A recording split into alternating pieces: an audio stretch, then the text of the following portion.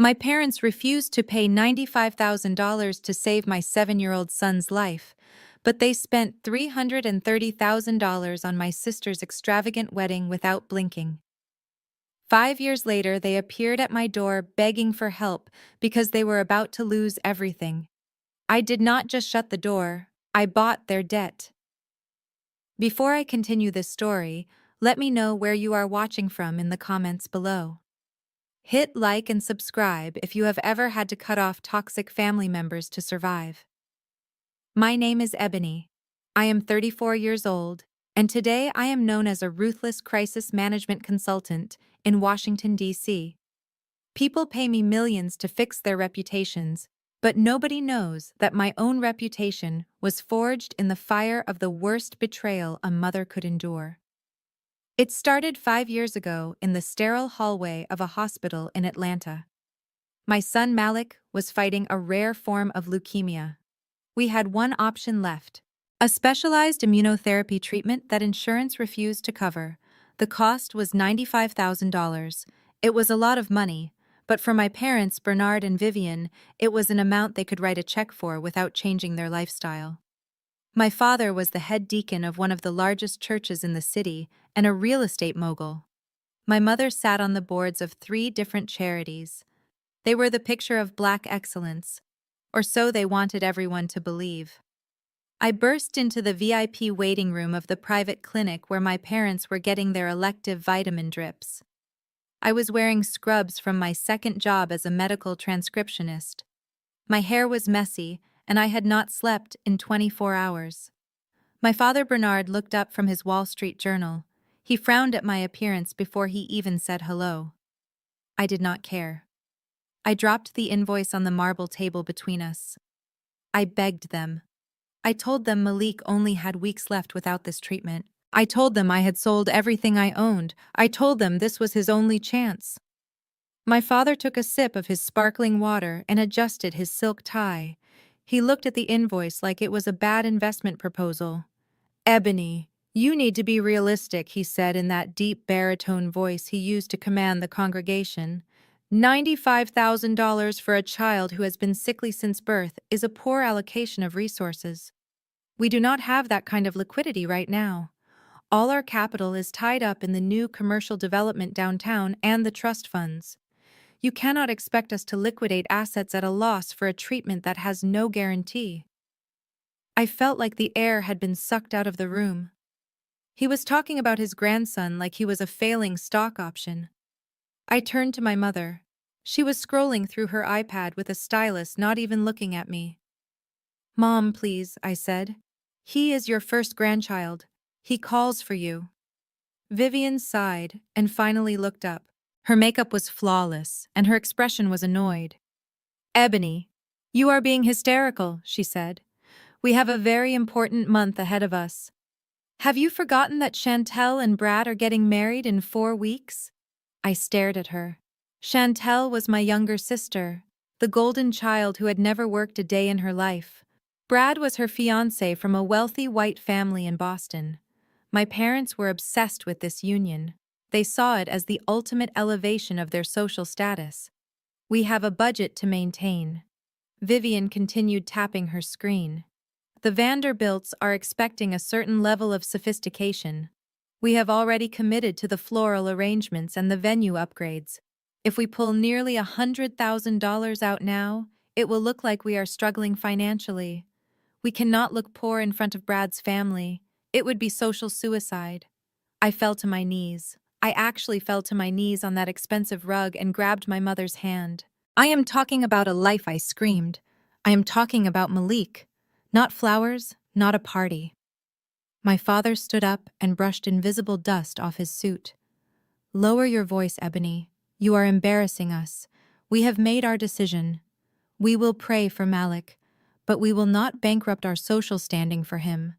Now please leave and go clean yourself up. You smell like desperation." I walked out of that room and I think a part of me died right there. But the nightmare was only beginning. Over the next 3 weeks, I lived in a state of frantic terror. I sold my 10-year-old Honda Civic and started taking the bus. I sold my wedding ring from my brief failed marriage. I took on a third job cleaning offices at night. I slept in my car in the hospital parking lot because I had rented out my apartment to travel nurses to make extra cash. I ate packets of crackers from the hospital vending machine. I did everything a human being could do to scrape together the money. Meanwhile, my phone was a portal to a different universe. The family group chat titled Black Excellence was exploding with notifications every hour. My parents and Chantel were live blogging the wedding preparations. I saw photos of Chantel trying on her custom Vera Wang dress. The caption read, $15,000 of pure silk perfection. I saw the receipt for the helicopter rental that Brad wanted for the groomsmen entrance, $8,000 for a 10-minute ride. I saw the invoice for the imported orchids from Thailand, $50,000 for flowers that would die in 24 hours, $50,000. That was more than half of what I needed to save Malik. I sat in my car in the parking garage shivering because I did not want to waste gas running the heater, and I stared at that receipt. They were spending $50,000 on flowers while my son was fading away upstairs. I tried to text the group. I typed out, "Please help us, he is getting worse." But before I could hit send, Chantel posted a video of her diamond tiara. I deleted my text. I realized then that to them, I was just static noise. I was a glitch in their perfect programming. The night of the rehearsal dinner was the worst night of my life. It was raining in Atlanta, a cold, relentless rain that matched the feeling in my chest. Malik had been moved to the ICU. His little body was tired. The doctors told me his organs were struggling. I sat by his bed holding his hand, which felt so small and fragile in mine. The machines were beeping that rhythmic, slow cadence that haunts me to this day. I needed my family. I knew they were monsters, but I was terrified and alone.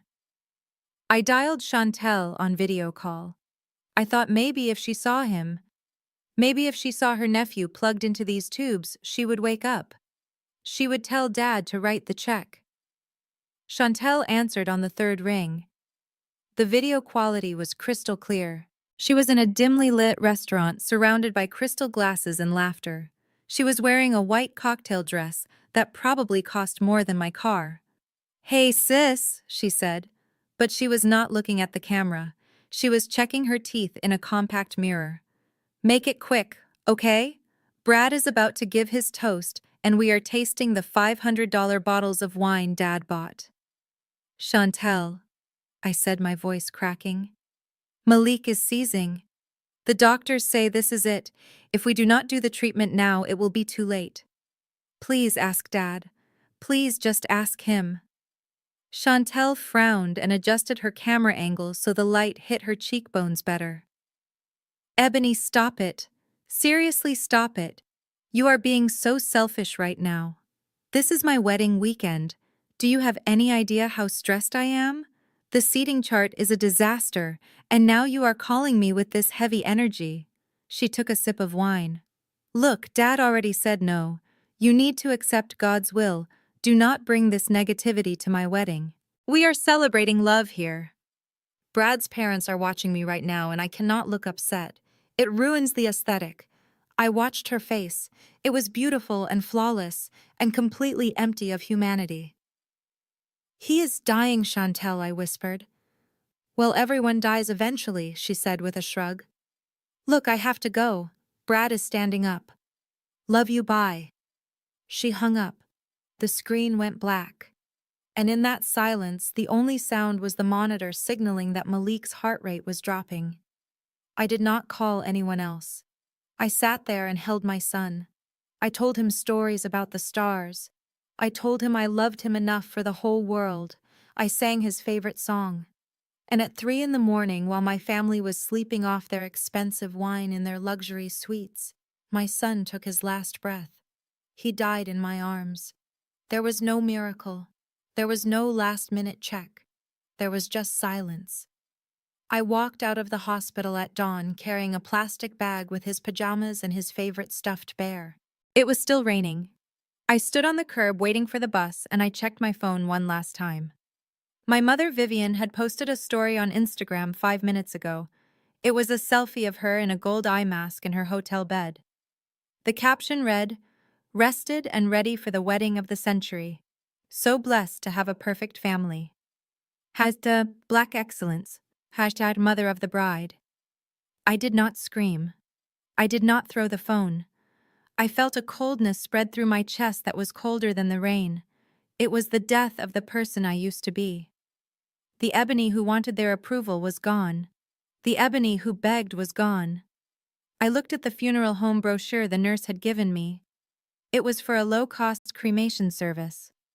Then I looked at the wedding invitation I still had in my purse. The venue was the exclusive vineyard estate in Napa Valley. I made a vow right there on that wet pavement. They used the money that could have saved my son to buy their status. They traded his life for a party. I would let them have their party, but one day I would take everything they bought with that blood money. I would take their house, I would take their reputation, and I would leave them with nothing but the silence they left me with. I blocked their numbers. I did not tell them when the funeral was. I buried my son 2 days later in a small plot in a public cemetery. It was just me and the pastor. At the exact moment they were cutting the cake at the wedding, I was throwing the first handful of dirt onto my son's coffin. I imagined them laughing and dancing. I imagined my father giving a speech about family values. And as I drove away from the cemetery in a rental car, I started plotting. I knew I had to disappear to come back stronger. I packed one bag, I drove to the airport, and I left Atlanta without looking back. At 3:14 in the morning, the rhythmic beeping of the heart monitor changed into a singular high-pitched tone that will echo in my nightmares forever. There was no movie moment. There were no final words of wisdom. Malik simply exhaled a breath that did not return. His small chest stopped rising. The room felt suddenly vast and terrifyingly empty. I did not scream. I could not.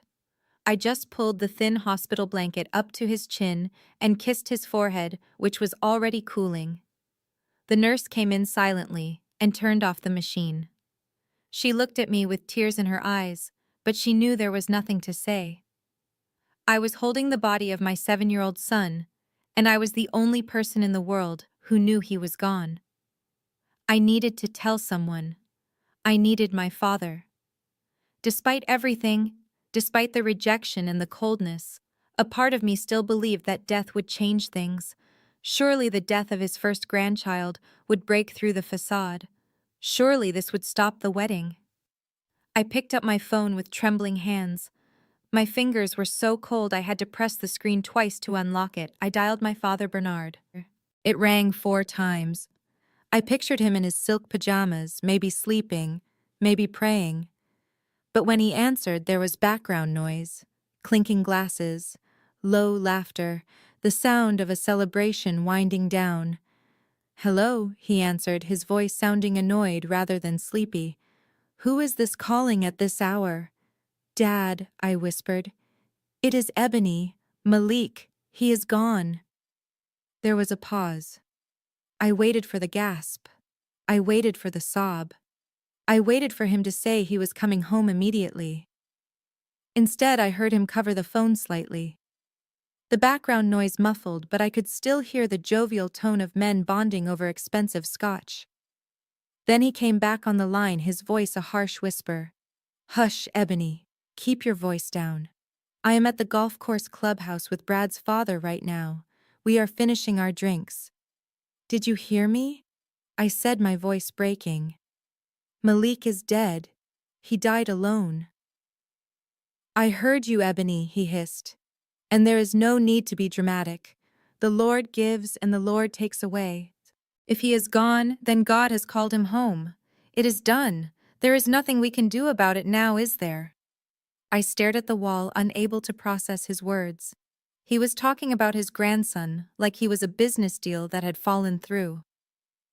"Listen to me closely, Ebony," he continued, and his tone shifted from annoyed to commanding. "You handle the arrangements. Call the funeral home. Do what needs to be done. But do not make a scene. Do you understand me? Do not call your mother right now, she needs her beauty sleep for the ceremony tomorrow. And do not let the Vanderbilts find out. We cannot have a tragedy overshadowing your sister's joy. We do not want them to think our family is cursed with misfortune. Keep this quiet until after the honeymoon." He hung up. The line went dead. I looked at the phone in my hand. He was worried about the Vanderbilts. He was worried about the atmosphere of the wedding. He was drinking scotch at a golf resort while I was sitting next to the corpse of his grandson. The final thread of my attachment to them did not just break it, incinerated. I put the phone down on the bedside table next to Malik's glasses. I stood up and walked to the window, looking out at the rainy Atlanta skyline. I was an orphan now. Not legally, but spiritually. My son was gone, and my family had buried him long before he took his last breath. The rain in Atlanta that morning was not a drizzle, it was a relentless deluge that turned the red clay of the public cemetery into a thick, staining mud. It ruined my only pair of decent black shoes within seconds, but I did not care about shoes. I cared about the small pine box sitting on the lowering device in front of me. It was the cheapest casket the funeral home offered. No polished mahogany, no satin lining, just simple rough wood for a simple life that had ended far too soon. There were 4 folding chairs set up by the gravesite under a green canvas tent. 3 of them were empty. The pastor, Reverend Jenkins, was a kind man with tired eyes who had volunteered his services because I could not afford the standard honorarium. He read from Psalms, his voice barely audible over the drumming of the rain on the tent roof. He spoke about angels and innocence and the comfort of the Lord, but his words felt hollow. I stood there clutching a single white rose, my knuckles white from gripping the stem so hard the thorns bit into my palm. I looked at those 3 empty metal chairs. A part of me, the foolish broken child part that still craved my parents' love, had hoped they would come. I had texted them the time and location. I thought maybe, just maybe, the reality of a funeral would pierce their narcissism. But the cemetery driveway remained empty. The only witness to my son's burial, besides the pastor, was a stray dog seeking shelter under an oak tree. My phone vibrated against my hip. It was a notification from Instagram. I should not have looked. I should have thrown the device into the mud. But I pulled it out, my hands shaking from the damp cold. It was a story update from my mother, Vivian. I tapped the screen, and suddenly the gray, miserable world of the cemetery was replaced by the blinding golden sunlight of Napa Valley. The video showed my mother and Chantel standing on a limestone balcony overlooking endless rows of lush vineyards. They were wearing matching silk robes. Chantel's said bride in silver glitter, and my mother's said mother of the bride in gold. They were holding crystal flutes of champagne that sparkled in the California sun. My mother threw her head back and laughed, a sound that used to make me feel safe, but now sounded like breaking glass. Then she looked into the camera, her face glowing from a fresh chemical peel and professional makeup. She yelled, "We are finally here, ready for the most important day of my life." The text overlay in cursive script read, "Wedding of the century, Napa vibes, blessed, the most important day of her life, not the day her first grandson was born, not the day he died, but the day she could show off to her rich friends and secure her social standing with the white elite." I looked from the glowing screen of my phone to the muddy hole in the ground where my son was about to be buried. The contrast did not just break my heart, it pulverized it. And then it rebuilt me into something harder, something colder than the grave. I put the phone away. I stepped forward and dropped the rose onto the pine box. It landed with a soft thud that felt louder than thunder. "Goodbye, Malik," I whispered. "I promise you they will pay for every drop of rain falling on you today. I promise you that the price of their champagne will be their ruin." As the workers began to shovel the wet, heavy dirt onto the coffin, I turned my back on the grave and on my family. I walked to the bus stop in the rain, my heart turning to ice. I was done crying. It was time to get to work. I drove my rental car to the edge of the vineyard estate in Napa Valley and parked on a service road. I was not on the guest list. My mother had made it clear weeks ago that my presence would bring down the mood because I was too gloomy, too heavy. So I walked through the rows of grapes until I had a clear view of the main lawn. It was like looking into a different dimension. The sun was setting, casting a golden glow over everything that made it look like a movie set. The air smelled of expensive perfume and roasted meat. Then I heard the chopping sound of rotor blades. A white helicopter descended from the sky, hovering just above the ceremony site. Thousands of white rose petals rained down from it, covering the guests in a blizzard of fragrant snow. I did the math in my head instantly. That stunt cost $8,000. That was 2 months of chemotherapy. That was pain relief for a dying child. I watched as my sister Chantel walked down the aisle, treading on those expensive petals like they were nothing. I moved closer, hiding behind a large oak tree near the reception tent. A waiter was pouring a champagne tower that seemed to reach the ceiling. It was gold and bubbling and endless. The guests were laughing, holding crystal flutes. And there, in the center of it all, was Brad the groom. He was standing with his groomsmen, holding a cigar and looking bored. I crept closer until I could hear their voices. One of his friends, a tall blonde man, gestured toward my father Bernard, who was frantically directing the waiters. "Your in-laws really went all out, didn't they?" The friend laughed. "This is a bit much even for us." Brad took a drag of his cigar and exhaled slowly. "It is pathetic, honestly. They try so hard. It is so clearly new money desperate to look old money. I mean, look at them. They are practically serving the drinks themselves. But hey, at least they know how to spend. If they want to blow their retirement to impress my dad, who am I to stop them?" I looked at my parents. My father, the dignified church deacon, was rushing around refilling glasses, sweating in his tuxedo. My mother, Vivian, was fanning Brad's mother, laughing too loud at everything she said, looking desperate for approval. They were not honored guests at their daughter's wedding. They were servants paying for the privilege of being tolerated. They had let my son die for this. They had sacrificed their own flesh and blood to impress a man who thought they were pathetic. I felt the final pieces of my heart turn into stone. There was no sadness left. There was only a cold, hard clarity. I took one last look at the champagne tower, the roses, the fake smiles. I turned around and walked back through the dirt to my rental car. They wanted to buy status. I would make sure they paid the full price. I stood there in the mud outside the gilded gates of the vineyard estate. The rain was washing away the expensive makeup I had put on for a funeral that no one attended. In my left hand, I held a piece of paper that was damp and crumbling at the edges. It was the preliminary death certificate the hospital administrator had handed me hours ago. It listed my son's name, Malik. It listed his age, 7. And it listed the cause of death, which was a medical way of saying his body simply gave up because we could not afford to fight anymore. It was a cheap piece of printer paper. It was the sum total of my son's existence in the eyes of the world. In my right hand, I held something heavy and stiff. It was a menu card I had snatched from a waiter's tray near the service entrance.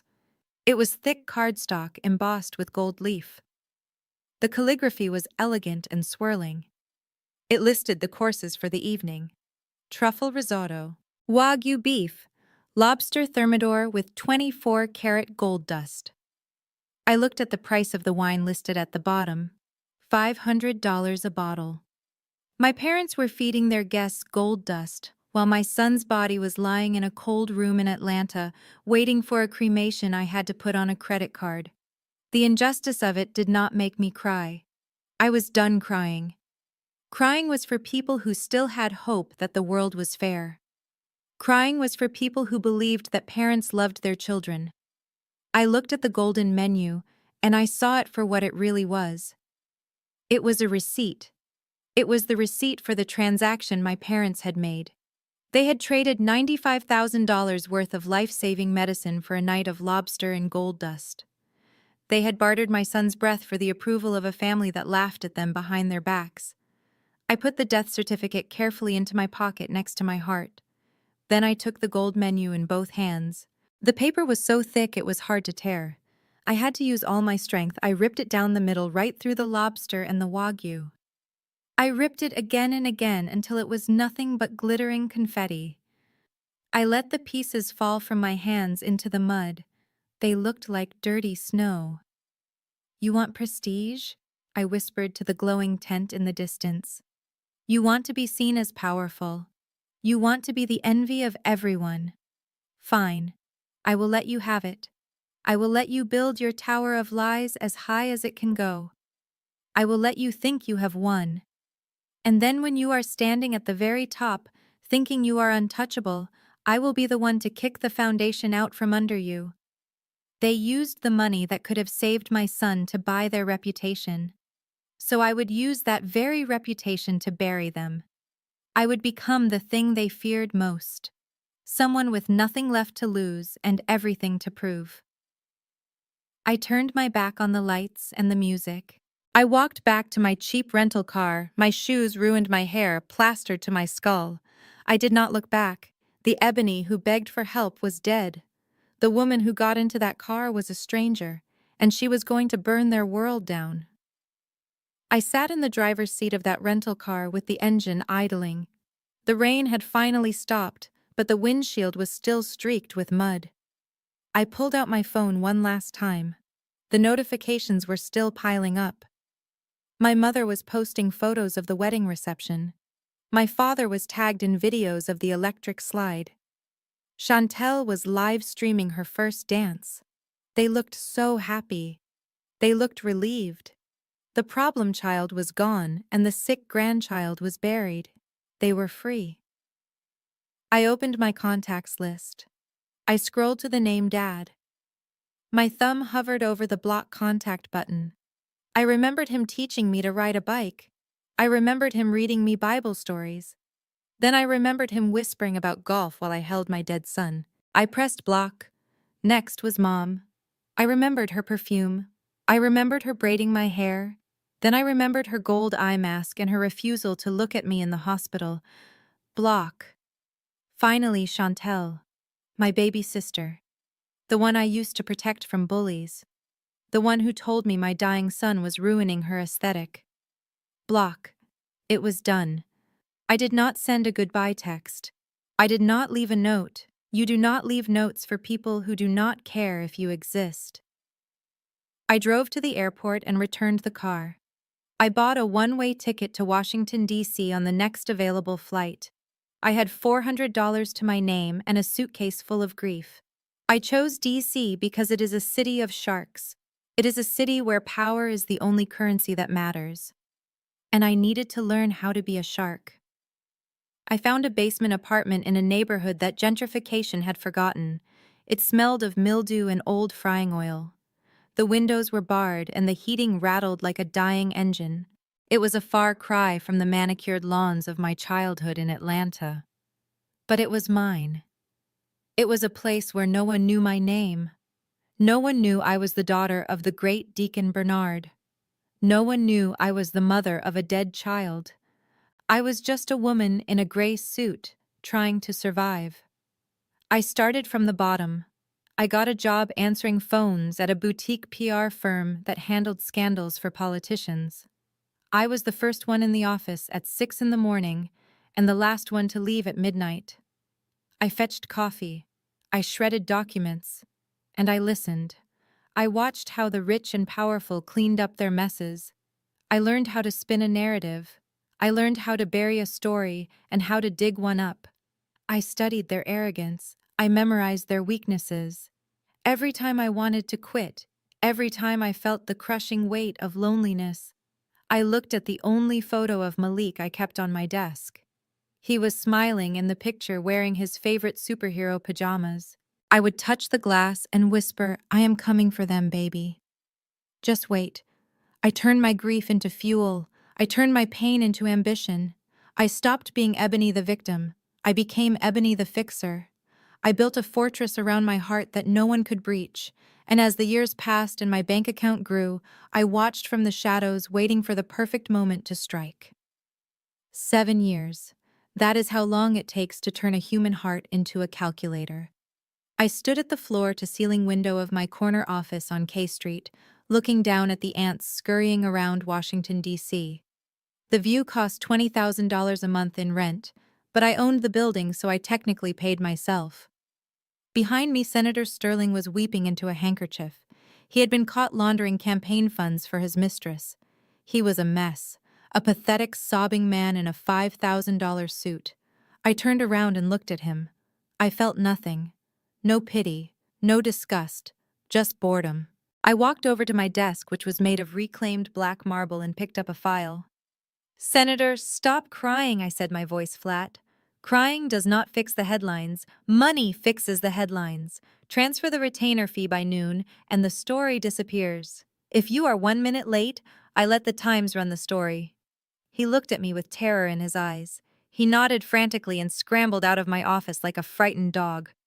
That was my life now. I was the person the powerful called when they had blood on their hands.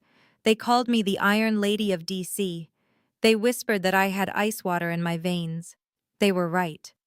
The old Ebony, the woman who begged her parents for money in a hospital waiting room, died 7 years ago in the rain. In her place stood a woman worth $10 million. I wore bespoke suits that cost more than my sister's wedding dress.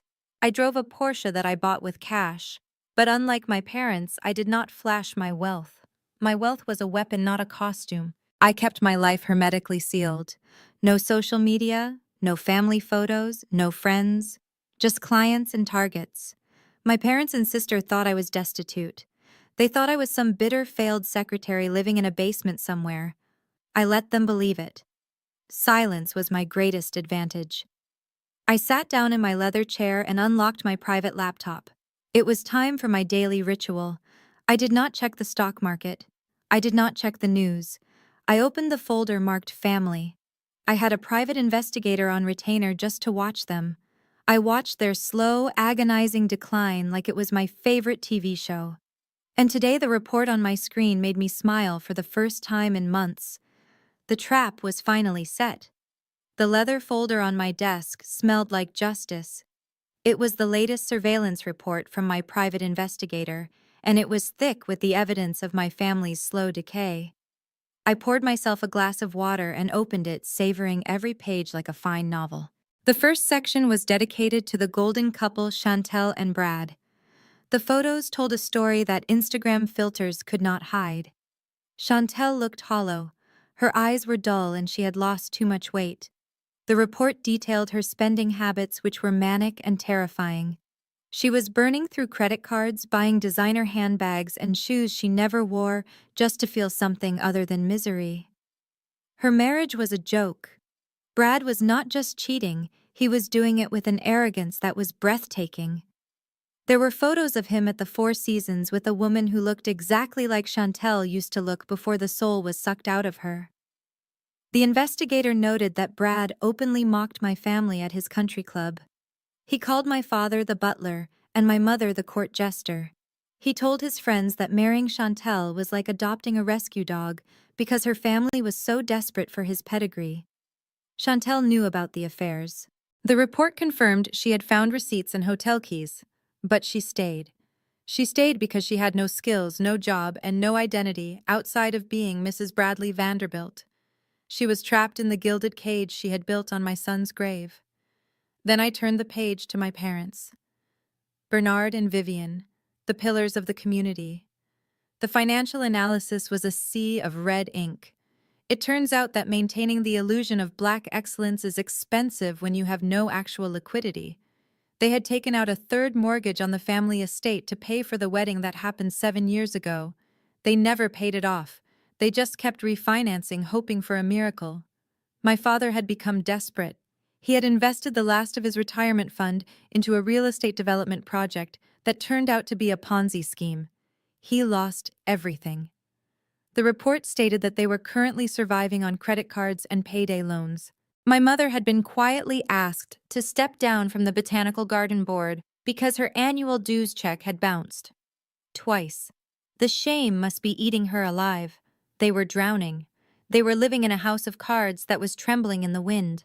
And the specific number at the bottom of the summary made my heart stop. It was the amount of immediate debt they needed to clear to avoid a forensic audit of my father's church accounts. He had been borrowing from the collection plate to pay the mortgage. If he did not replace the money within 2 weeks, he would be arrested for embezzlement. The amount he needed was $95,000. The universe has a twisted sense of humor. It was the exact same amount, down to the dollar. The price of my son's life was now the price of my father's freedom. They were cornered rats. They were terrified and broke and staring into the abyss of total social humiliation. They needed a miracle. They needed $95,000. I closed the folder and looked out at the city. I picked up my phone. It was time to make sure they knew exactly where to find their miracle. The email from my private investigator arrived at 2 in the afternoon. The subject line was simply, "It is done." I opened the attachment and listened to the audio recording he had obtained through a bug planted in my father's home office.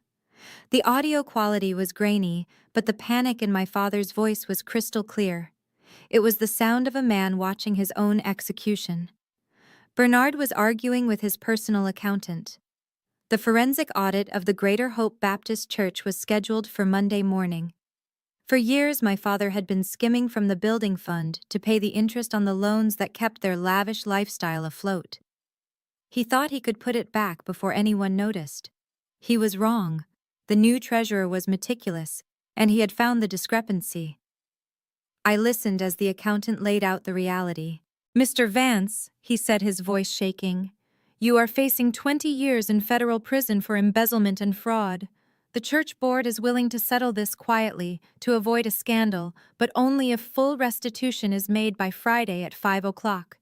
If the money is not in the account, they are calling the FBI." My mother Vivian was in the background. I could hear her hyperventilating. "How much, Bernard?" she screamed. "How much do we need to stay out of jail?" The accountant cleared his throat. "The total amount missing, including interest and penalties, is exactly $95,000. I froze.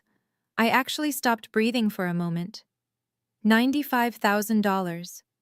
The universe does not just provide justice, it provides poetry. It was the exact dollar amount needed to save Malik.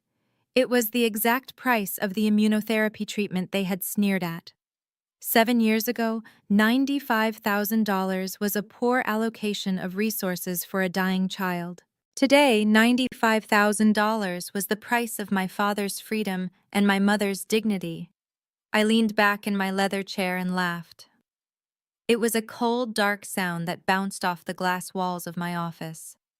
They were trapped.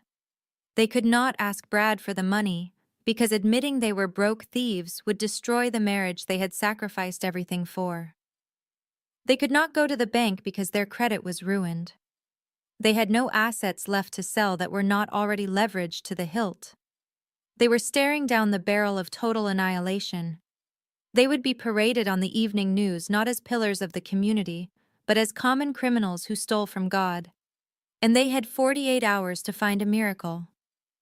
I knew what would happen next. I knew it as surely as I knew the sun would set. They would exhaust every option. They would beg and borrow from friends who would turn them away. And then when they were desperate enough, when the clock was ticking down to their destruction, they would remember me. They would remember the daughter they discarded. They would think I was still the soft-hearted fool who just wanted to be loved. They would think they could manipulate me one last time. I stared at the phone, waiting. I was ready to answer. The knock on the door came at exactly 7 in the evening on Thursday, just as I knew it would. I was sitting on the lumpy beige sofa in the basement apartment I had rented solely for this moment. It was my stage, and tonight was opening night. I had dressed the part. I wore faded jeans and a pill-covered gray sweater that had seen better days. I had washed off my makeup and tied my hair back in a messy bun. The air smelled of stale coffee and old carpet, a scent I had carefully curated to mask the smell of my actual success. I opened the door. My parents, Bernard and Vivian, stood there huddled under a shared umbrella against the drizzle. They looked out of place in this neighborhood like peacocks lost in a landfill. My mother was clutching her Chanel bag so tight her knuckles were white. My father looked pale and sweaty, his eyes darting around the street. "Ebony," my mother said, her voice tight. "Are you going to let us in, or are we going to stand here in the filth all night?" I stepped aside. They walked into the apartment and immediately recoiled. My mother refused to sit down. She stood in the center of the room, looking at the water stains on the ceiling, with a mixture of pity and revulsion. "We did not come here for a social call," my father said. He didn't look me in the eye. He looked at the floor at his polished shoes that cost more than my fake rent. "We are in a temporary bind, a cash flow issue. We need a short-term loan." I leaned against the kitchen counter, crossing my arms to hide the trembling of my hands, not from fear, but from the adrenaline of the hunt. "How much do you need?" My father cleared his throat. $95,000.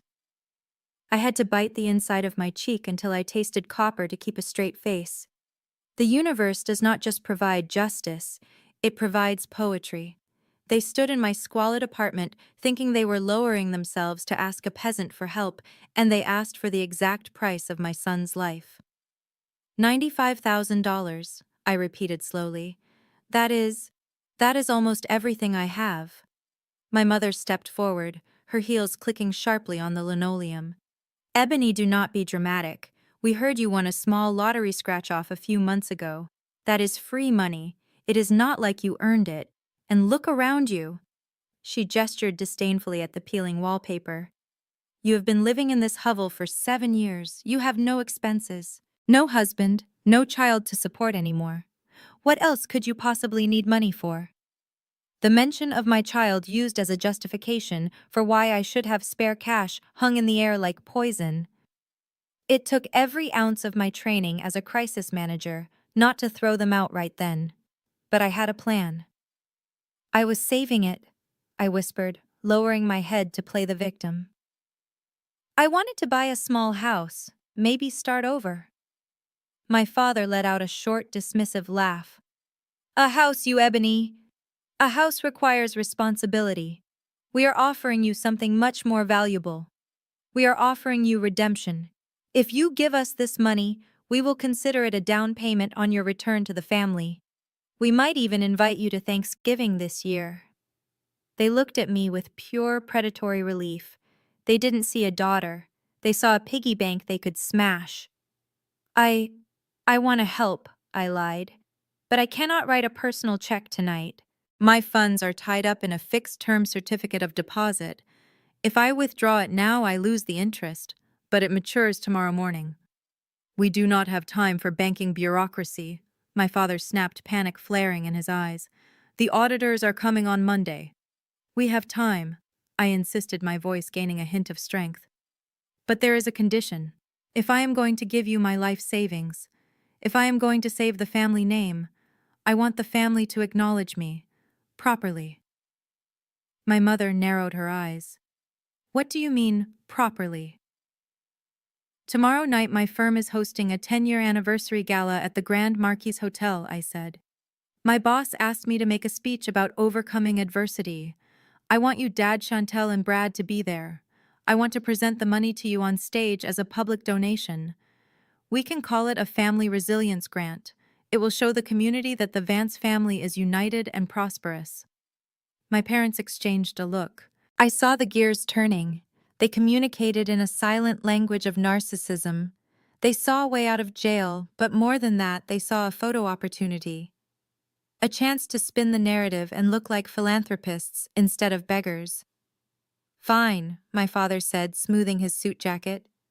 "We will be there. But make sure it is tasteful, Ebony. We do not want to be associated with some low-budget office party." "It will be very tasteful," I promised. "I will have a table reserved right in the front row." "Good," my mother said. "Wear something decent, and do not make us wait for the check." They turned and walked out, leaving the door open behind them. They did not say thank you. They walked away assuming they had bullied me into submission.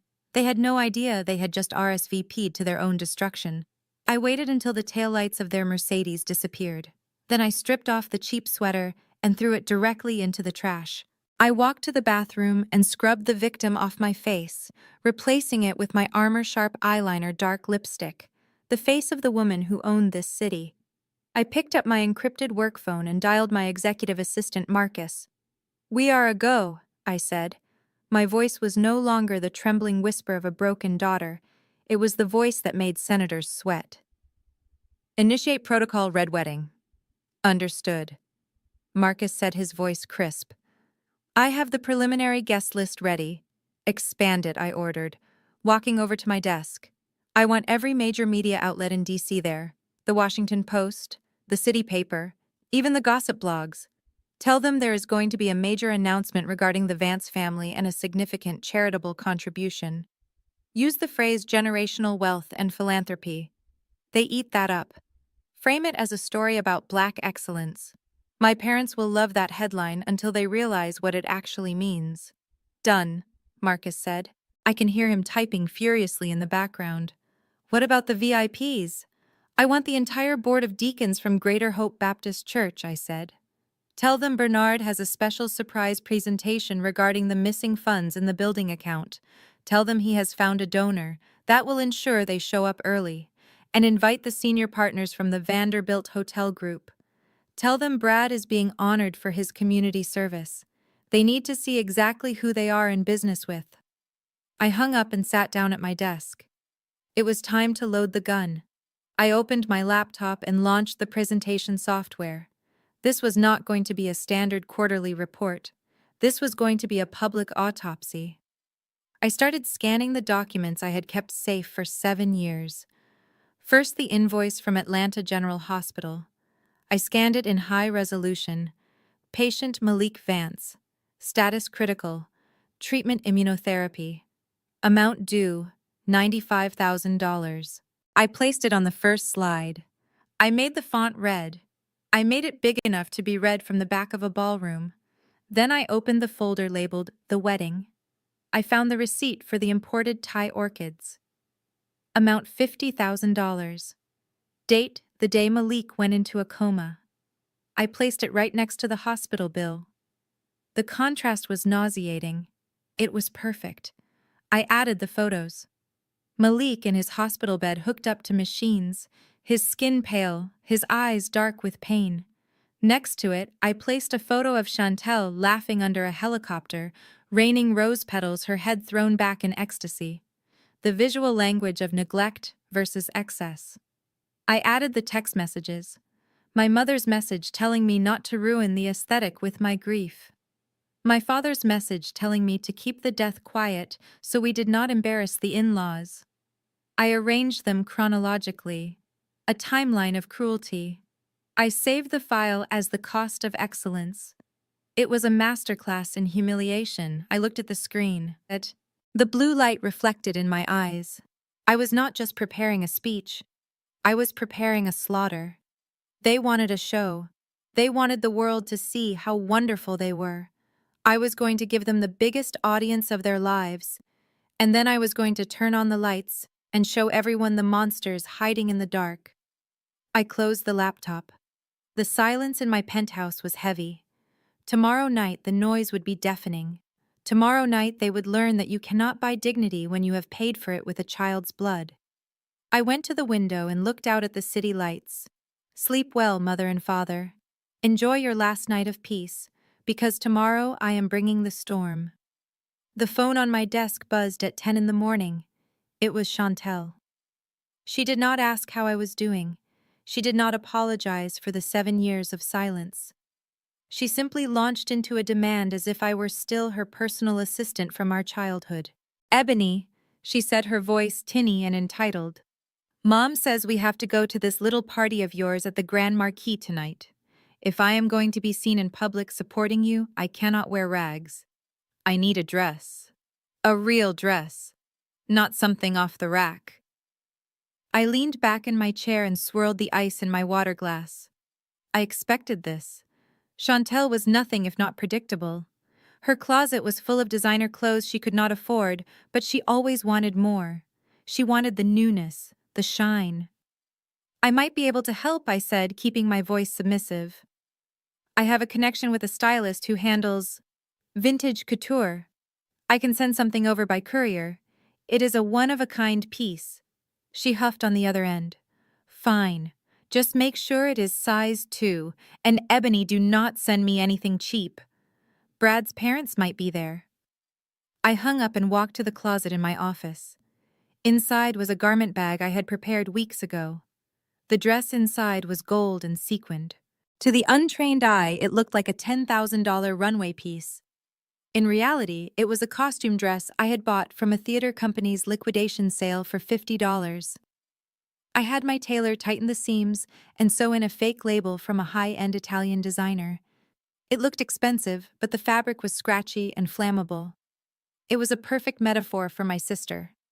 I called a courier. Send this to the Vance estate, I ordered. Priority delivery. 2 hours later, I opened the app on my laptop that connected to the audio bug in my parents' living room. I put on my headphones. The sound of tearing cardboard filled my ears. Oh my God, Chantel squealed. Look at this, Brad. It is gorgeous. I bet she spent a fortune on this. I heard the rustle of fabric as she held it up. Brad's voice drifted in, lazy and arrogant. It looks decent, he admitted. Maybe your sister is actually good for something after all. I listened as Chantel preened. She spun around the room, the cheap sequins catching the light. She was so easily bought. A shiny object and a promise of cash was all it took to make her forget she hated me. Then came the words that sealed her fate. The words I would replay in my mind as I walked onto the stage tonight. Chantel lowered her voice, conspiratorial and cruel. You know, babe, this is actually perfect. My loser sister finally has a little bit of money. We will go to her little party, let her give mom and dad the check, and then we will grab a drink and leave early. We do not have to stay for her speech. I just want to be seen getting out of the limo.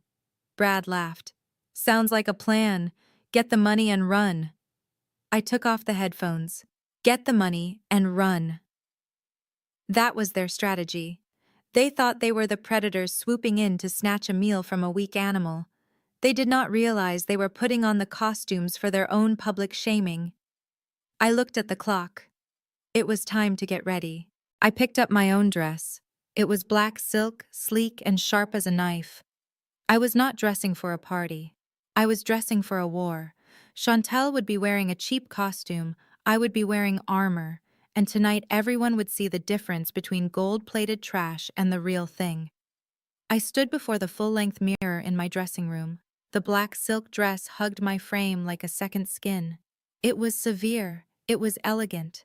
It was the kind of dress that commanded a room without shouting. But my reflection was not what I was looking at. I was looking past the expensive fabric, past the flawless makeup, past the woman I had become. I was looking for the mother I used to be. I reached into my jewelry box and pulled out a small silver locket. It was not expensive. It was tarnished around the edges from years of being held tight in sweaty palms during sleepless nights. I opened it. Inside was a tiny photo of Malik. He was 3 years old in the picture, sitting on my lap, laughing at a bubble. His eyes were bright, his smile wide enough to swallow the world. Before the sickness took the light from his face. Before the hospital became his home. I fastened the locket around my neck. The cool metal rested against my skin right over my heart. It was a secret weight, a hidden anchor. Tonight was not about revenge. Revenge is a petty thing. Revenge is about hurting people because you are hurt. This was about justice. This was about balancing a scale that had been broken for 7 years. This was about making sure that the world knew my son's name and exactly what his life had cost. I touched the locket. Hey, baby, I whispered to the empty room. Are you watching? Are you ready? I remembered the last time I saw my parents. They were walking away from me in that hospital waiting room, telling me I smelled like desperation. Tonight, I would smell like power. Tonight, I would smell like their worst nightmare. I picked up my clutch. Inside was the USB drive containing the presentation. The cost of excellence. It felt heavy in my hand, heavier than it should be. It contained the receipts of their cruelty. It contained the proof of their greed. It was a digital bomb, and I was walking into the ballroom to detonate it. I walked to the elevator, my heels clicking on the marble floor. The sound was rhythmic, steady, like a heartbeat, like a drumbeat. I was not nervous. I was cold. I was focused. I was a missile locked onto a target. The elevator doors opened and I stepped in. I pressed the button for the lobby. As the doors closed, I caught one last glimpse of myself in the mirrored wall. The woman looking back at me did not look like a victim. She looked like a queen coming to claim her throne, and she looked like a mother who would burn the world to ash to protect the memory of her child. "Tonight, Mom is going to make them pay," I said to the reflection. "Tonight we get justice." The elevator began to descend, taking me down to the ballroom, down to the party, down to the end of the Vance family legacy. I took a deep breath. Showtime. The Grand Marquis Hotel was not just a venue, it was a declaration of war written in marble and gold. The lobby ceiling soared 3 stories high, dripping with crystal chandeliers that cost more than the collective debt of my entire family. The air smelled of white lilies and old money. I watched from the shadowed mezzanine balcony as the rented limousine pulled up to the valet. It looked shabby against the lineup of Bentleys and Rolls-Royces parked out front. My father Bernard stepped out first. He adjusted his tuxedo jacket with a nervous twitch of his shoulders. He looked small against the backdrop of such immense wealth.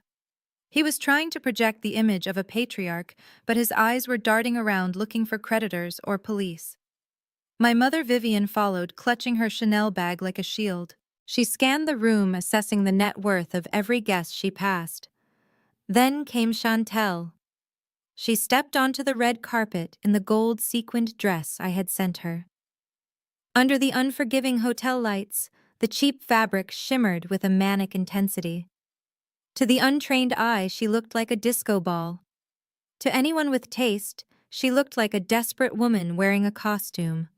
They walked into the lobby, their eyes wide with a mixture of greed and intimidation. I could see them whispering to each other. They clearly thought I had stumbled into a fortune by accident. They thought I was just a lucky employee who won a scratch-off and decided to blow it all on a party to impress them. They had no idea they were walking into a cage I had built specifically for them. Then the panic set in. My mother froze mid-step. Standing near the champagne fountain was Brad, my sister's husband, talking to his parents, the illustrious Vanderbilts. My mother had not expected Brad's parents to actually show up. She thought this would be a quick cash grab, a private transaction, where she could bully me and leave. Now she realized she had a high-stakes audience. I watched as my parents composed themselves. It was a masterclass in deception.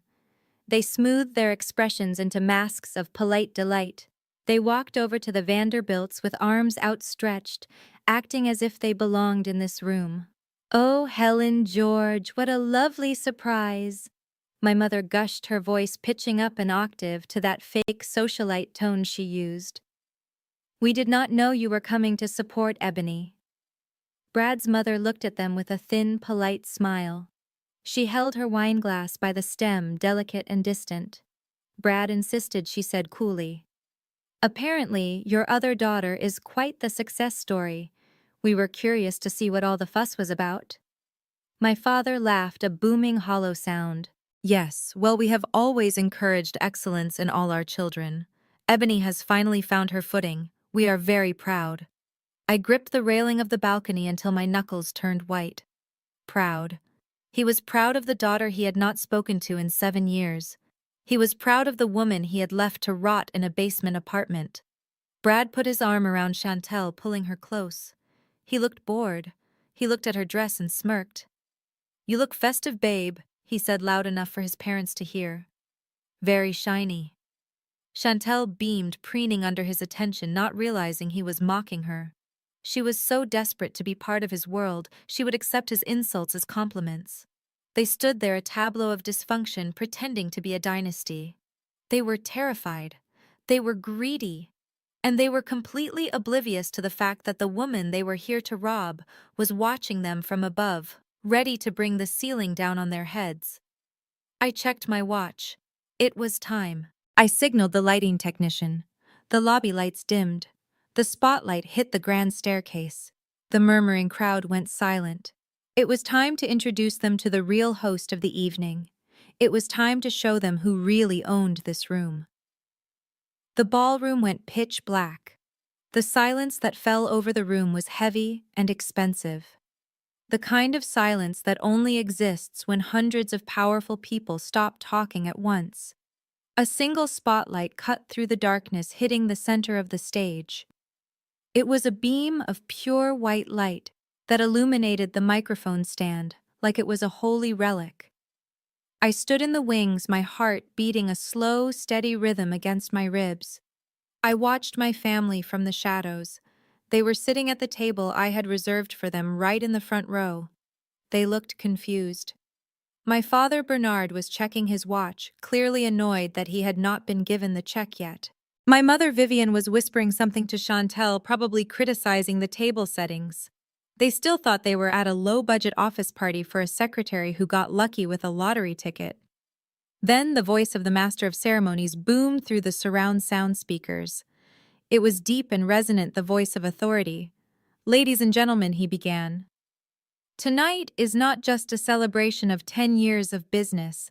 It is a celebration of resilience. It is a celebration of a woman who came to this city with nothing but a suitcase and a vision and built an empire from the ground up." My mother frowned. She leaned over to my father.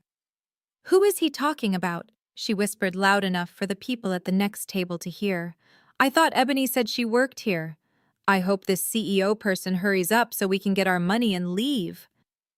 The MC continued, his voice rising with intensity. "She is the shadow hand of Washington. She is the crisis manager of the year. She has saved reputations and destroyed corruption. She is the founder and CEO of Obsidian Strategies. Please rise and welcome the most powerful woman in D.C., Ms. Ebony Vance." The name hung in the air like a thunderclap. Ebony Vance. Not Ebony the failure. Not Ebony the disappointment. Ebony the CEO. I saw the exact moment the words hit my parents. My father froze, his hand halfway to his wineglass. My mother's jaw literally dropped, her mouth forming a perfect O of shock. Chantel choked on her drink, coughing violently into a napkin. They looked at each other in panic. They looked at the stage. They looked for the mistake. And then the music swelled. It was a deep, bass-heavy track that vibrated in the floorboards. I stepped out of the shadows and into the spotlight. I was not wearing the off-the-rack suit they expected. I was wearing a custom haute couture gown that cost $20,000. It was structural black silk with a high neck and sharp architectural shoulders that made me look like a warrior queen. The back was open, revealing the scars of my struggle and the strength of my spine. It was a dress that said, "I do not need your approval, I own the building." My hair was slicked back, severe and chic. My makeup was flawless. I wore no jewelry except for the cheap silver locket holding Malik's picture. It was the only thing on me that was priceless. I walked to the center of the stage. I did not rush. I walked with the slow, predatory grace of a woman who knows she is the apex predator in the room. The applause was deafening. The flashbulbs from the press pit exploded like fireworks, blinding and relentless. I looked down at the front row. I locked eyes with my mother. She was staring at me as if I were a ghost. She was looking at the dress. She was looking at the way the room worshipped me. She was realizing that the daughter she had thrown away was the woman everyone else in the room wanted to be. I saw her look down at her own outfit, which suddenly looked dated and tacky. I saw her look at Chantel, who was shrinking in her seat, trying to hide the cheap sequins of the costume dress I had sent her. I gripped the microphone. I let the applause wash over me for a long moment. I let my family sit in their confusion and their fear. They were small. They were so small. From up here on the stage, they looked like insects trapped in a jar. And I was holding the magnifying glass. "Thank you," I said. My voice was amplified, crisp and clear, filling every corner of the ballroom. Thank you all for coming. Tonight is a night of truth, and I have some very special guests I would like to introduce. My father started to stand up, a reflex of his ego, assuming I was about to praise him. But he stopped when he saw the look in my eyes. It was not love. It was not gratitude. It was the cold, dead stare of a judge delivering a death sentence. He sank back into his chair. The trap was sprung. The cage door was locked, and there was nowhere left to run. I motioned to the stairs with an open hand. Please welcome to the stage the people who made me who I am today. My father Bernard, my mother Vivian, and my sister Chantel. The crowd erupted. They clapped for the image of the perfect black family. They clapped for the legacy. They had no idea they were clapping for parasites. My parents stood up. The hesitation from the lobby was gone. The fear of the creditors was gone. In the spotlight, they were back in their element. My father buttoned his tuxedo jacket and shot his cuffs. He walked up the stairs with the stride of a man who believed he was God's gift to the world. My mother followed, dabbing at her dry eyes with a lace handkerchief, performing the role of the overwhelmed matriarch to perfection. Chantel trailed behind them, trying to walk like a model in the cheap dress I had sent her, soaking up the adoration she had done nothing to earn. They lined up next to me. My father reached for the microphone. He did not even ask. He just assumed it was his turn to speak. He assumed this was his night. I stepped back and let him take it. I folded my hands in front of me and waited. Thank you. Thank you all, my father boomed, his voice rich and practiced. He looked out at the sea of faces, at the senators and the CEOs, and he smiled. It is a humbling thing for a father to stand in the shadow of his child. But we always knew Ebony was special. We knew it from the moment she was born. He looked at me with a warmth that was entirely manufactured. We raised our daughters to understand the value of hard work. We taught them that nothing in this life is free. When Ebony told us she wanted to start this company, we were worried, of course. It is a hard world out there, but we told her, go for it. We will support you. We will be the wind beneath your wings. I felt bile rise in my throat. Support. The wind beneath my wings. He had called me a leech. He had told me to get a real job. He had blocked my number when I was homeless. But the audience did not know that.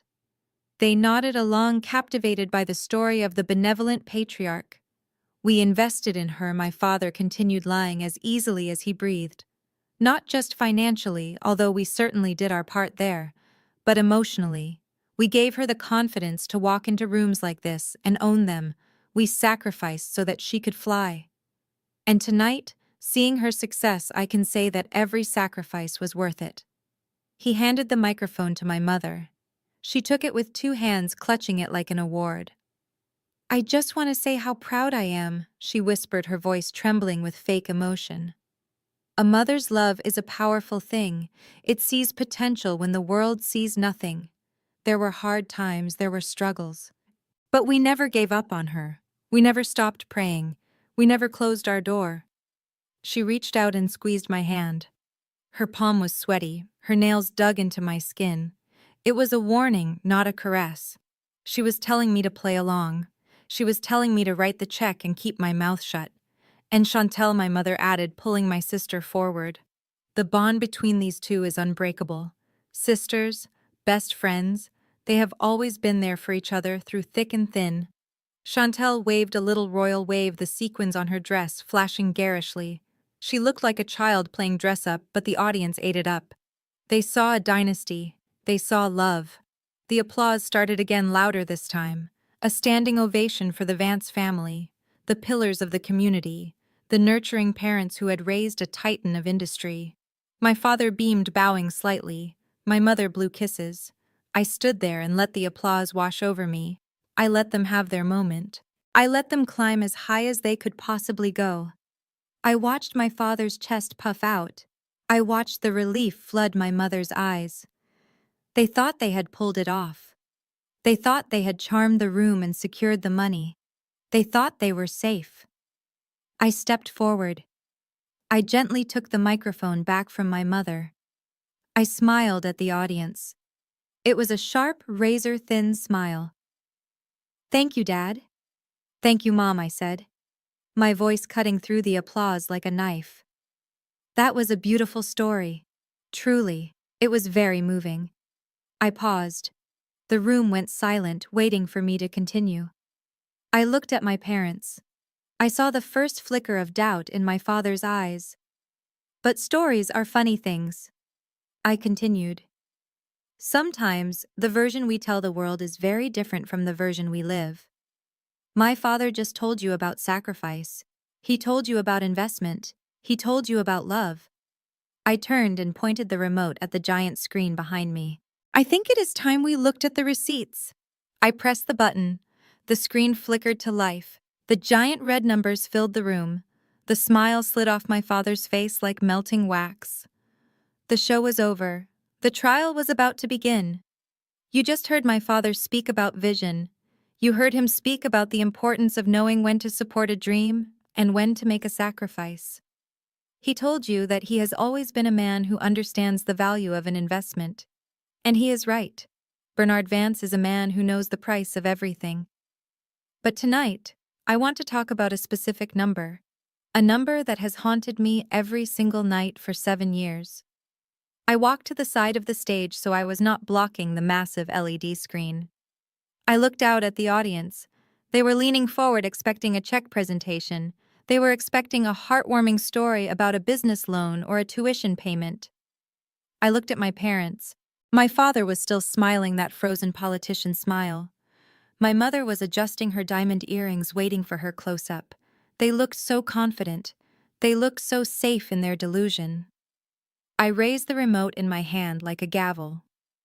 To honor the Vance family legacy, I want to share a story about the sum of $95,000, I said into the microphone.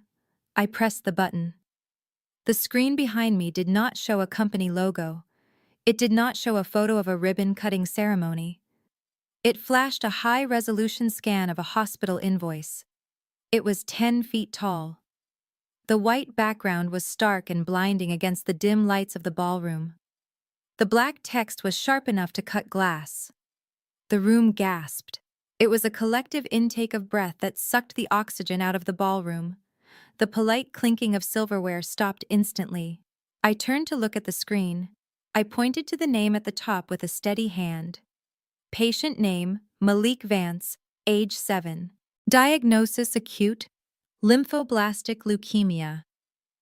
Recommended treatment, CAR T-cell immunotherapy. Cost, $95,000.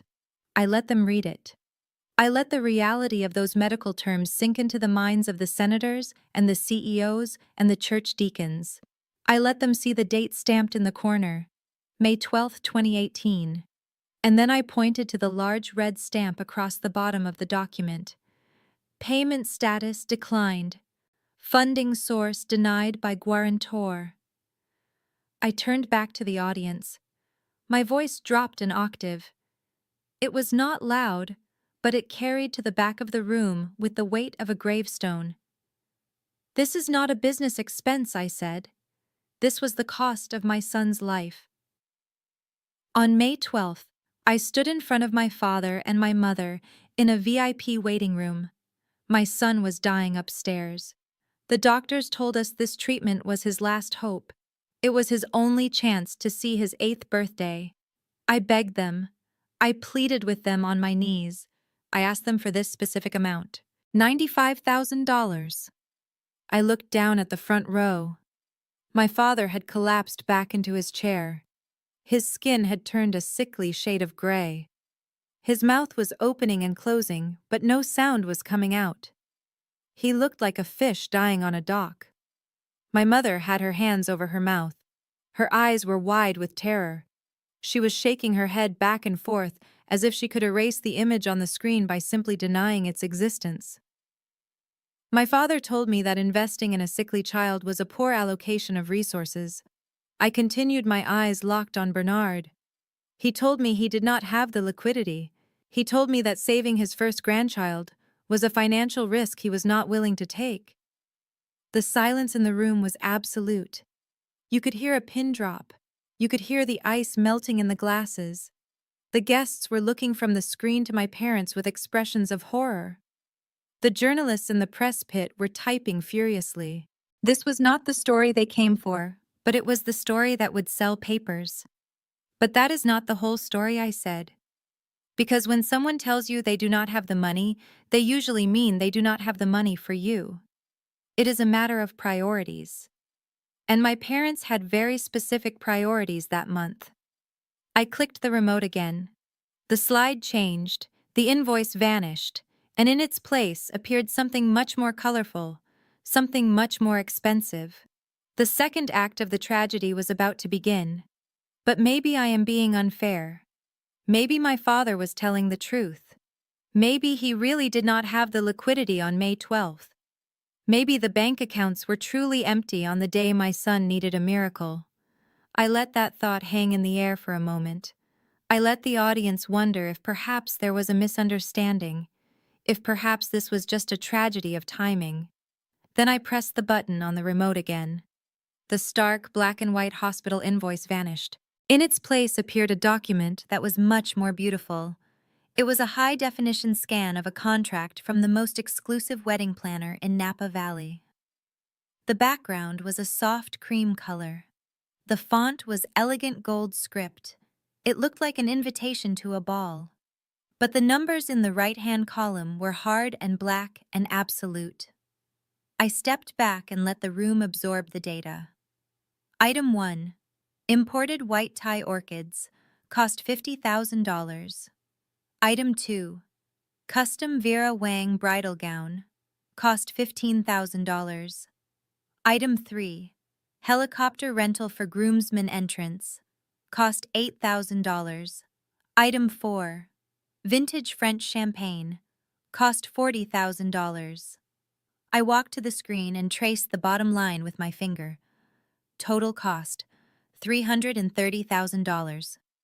And then I pointed to the stamp in the corner. It was green. It was cheerful. It said, paid in full, via wire transfer. Date May 13th, 2018. The room erupted. It was not polite murmuring anymore. It was the sound of shock and disgust. People were standing up to get a better look. The reporters were snapping photos of the screen so fast, the flashes looked like a strobe light. I turned back to the microphone. My voice was trembling now, not with sadness, but with a cold fury that had been marinating for 7 years. 24 hours, I said. Exactly 24 hours after my father looked me in the eye and told me he could not afford to save his grandson, he wired $330,000 to a wedding planner. He told me he had no liquidity. He lied. He had the money. He just decided that imported orchids were a better investment than my son's breath. He decided that a helicopter ride was more important than a future. I looked down at the table in the front row. The devastation was total. My father was gripping the tablecloth like he was trying to keep the earth from spinning off its axis. My mother was weeping openly now, her mascara running down her face in black streaks of shame. Chantel was staring at the floor, wishing she could dissolve into the carpet. But the most satisfying reaction came from Brad. I looked at my brother-in-law, the man who came from old money, the man who thought he had married into a respectable family. He was staring at the screen and his face was the color of old paper. He was reading the invoice and he was realizing 2 things simultaneously. First, he was realizing that he had married into a family of monsters who would let a child die for a party. And second, he was realizing that the wealth my parents had flashed around during the wedding was a lie. He knew how much debt they were in now. He knew they were broke. And now he knew why. They had spent their entire fortune trying to impress him and his family. I saw Brad turn to Chantel. I saw him mouth the words, "You spent $50,000 on flowers." He looked at her with a mixture of horror and revulsion. He looked at my parents who were cowering in their seats. The illusion of the Vance family dynasty had just been shattered. They were not wealthy philanthropists. They were murderers with a credit limit. My son Malik died alone. I said, my voice slicing through the noise. He died because his grandfather wanted to impress a family of hoteliers. He died because his grandmother wanted a perfect Instagram photo. He died because $95,000 was too high a price for a life, but $330,000 was a bargain for a party. I looked at the deacons from the church. They were shaking their heads. I looked at the business partners. They were checking their phones, distancing themselves already. I looked at my parents one last time. You wanted a public display of family unity, I said. You wanted a testament to your parenting. Here it is. This is your legacy. A dead child and a receipt for flowers that wilted 7 years ago. But I was not done. There was one more slide, one more nail in the coffin. I raised the remote, and for those of you thinking maybe they just made a mistake, maybe they were grieving in their own way, let me show you how my mother handled the news of her grandson's death. I pressed the button. The screen changed to a screenshot of a text message, and the room went deadly silent. You might think this was just a cold financial calculation. You might be sitting there telling yourself that perhaps they were grieving in their own way. Perhaps they were just trying to keep it together for the sake of the family image. People make excuses for the wealthy. We want to believe that prestige equals morality. But I am not here to let you keep those illusions. I am here to show you the heart of the beast. I clicked the remote one final time. The invoice for the wedding vanished. The screen went black for a split second, a dramatic pause that felt like an eternity, and then a single image appeared. It was a screenshot of a text message. The bubble was green. The sender was listed as Mom. The timestamp was 4 a.m. on the day Malik died. I did not need to look at the screen to know what it said. Those words were burned into my retinas. They were carved into the inside of my eyelids, so I saw them every time I tried to sleep. But I turned anyway. I wanted to read them along with the audience. I wanted to make sure there was no misunderstanding. I stepped up to the microphone, and I read the message aloud, my voice echoing through the silent ballroom. Ebony, I heard the news. Tragic. But listen to me. Do not let the death of that boy ruin the wedding.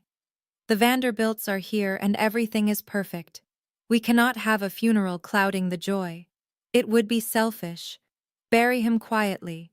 We will visit the grave after the honeymoon when things settle down. I let the words hang there. That boy. Not Malik.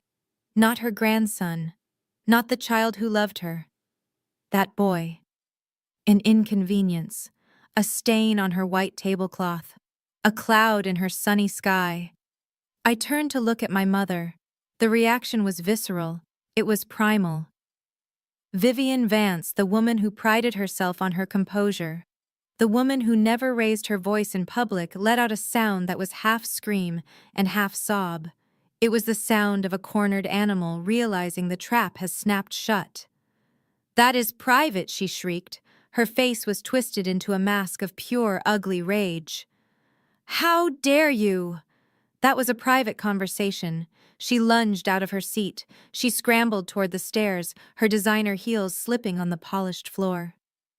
My father was right behind her, his face a deep, dangerous purple. He was not looking at me like a father looks at a daughter. He was looking at me like a man who wanted to silence a witness. "Turn it off!" he bellowed, his voice cracking. "Turn it off right now, Ebony! You ungrateful wretch!" They rushed the stage arms. Outstretched fingers curled into claws, desperate to grab the microphone, desperate to tear down the screen, desperate to stuff the truth back into the dark hole where they had hidden it for 7 years. But I did not flinch. I did not step back. I stood my ground like a statue carved from obsidian, because I knew something they did not. I knew that when you invite the devil to dinner, you make sure you have bouncers. 2 massive security guards stepped out from the wings of the stage.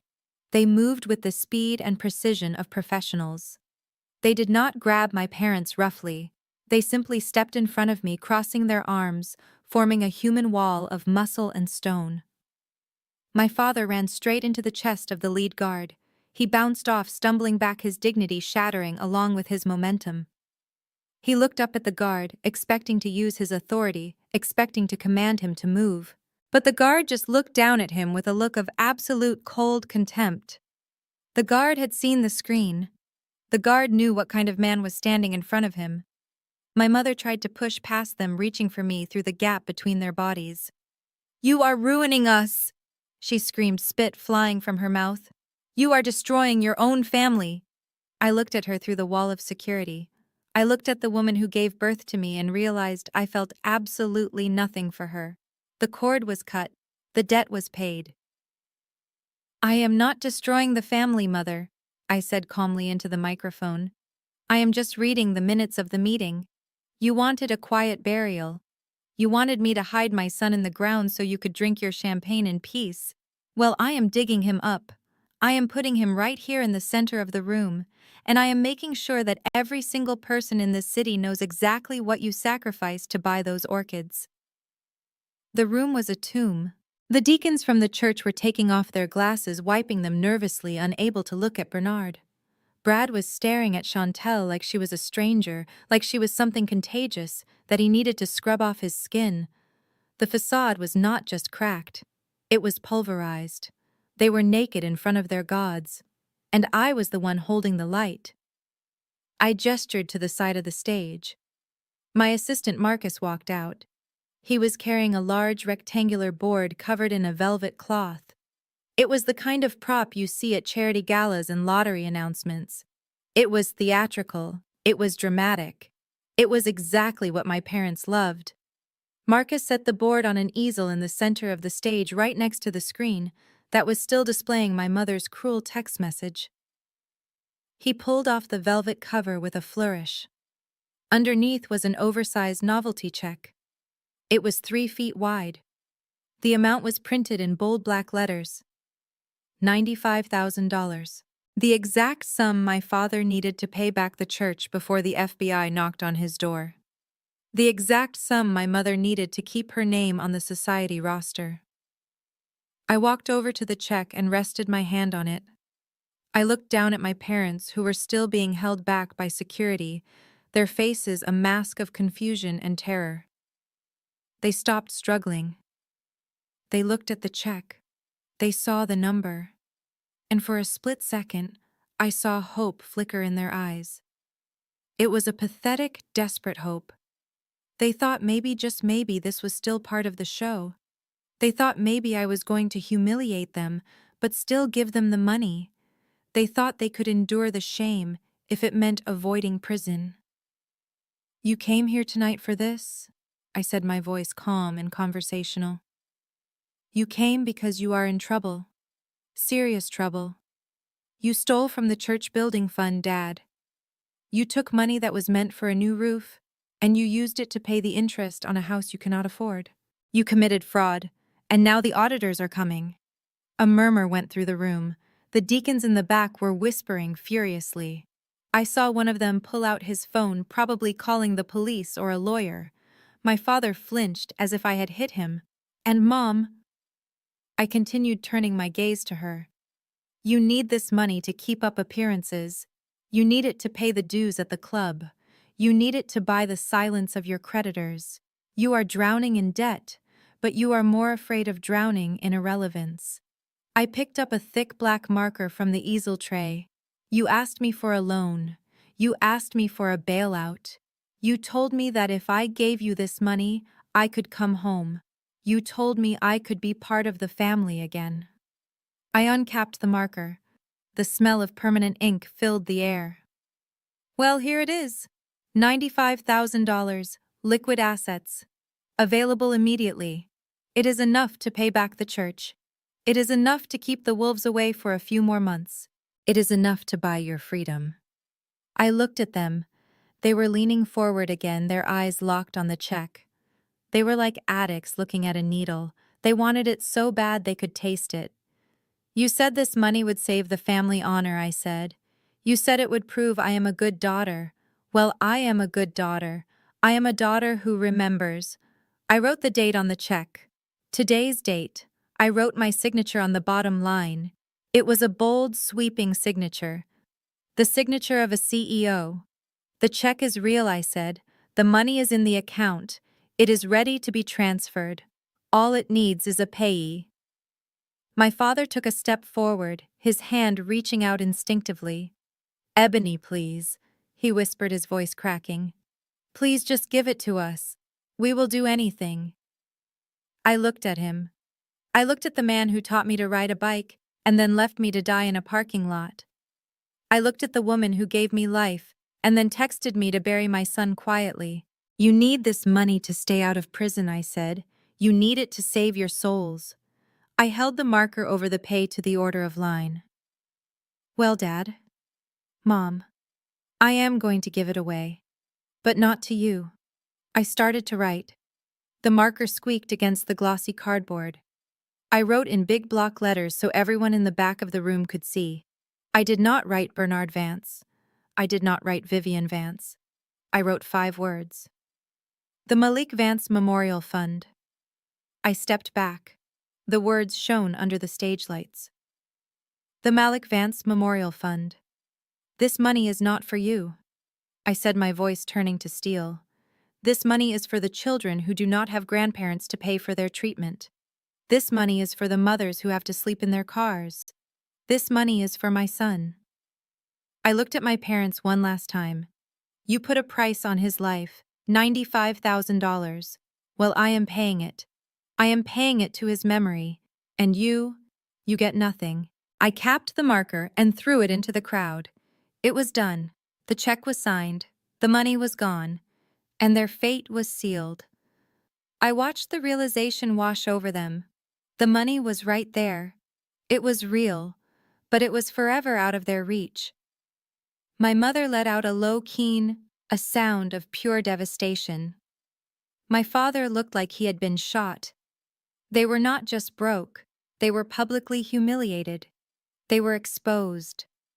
I reached into my clutch and pulled out a standard bank check, the one I had written earlier in my apartment, the one made out to Bernard Vance. I held it up so they could see the signature. This is what you wanted, isn't it? This is your freedom. This is your dignity. This is the paper that keeps the handcuffs off your wrists.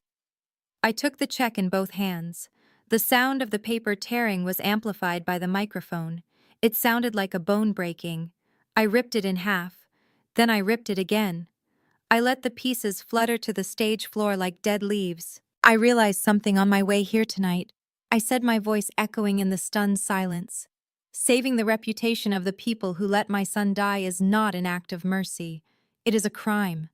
It would make me an accessory to your cruelty. I will not save you.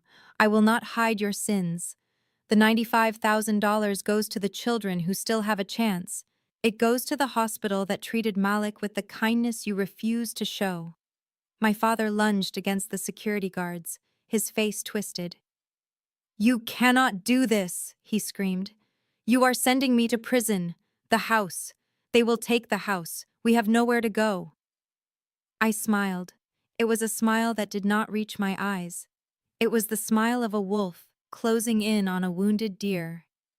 Ah, yes. The house. The beautiful estate you refinanced 3 times to pay for a wedding. The symbol of your status. I signaled to Marcus.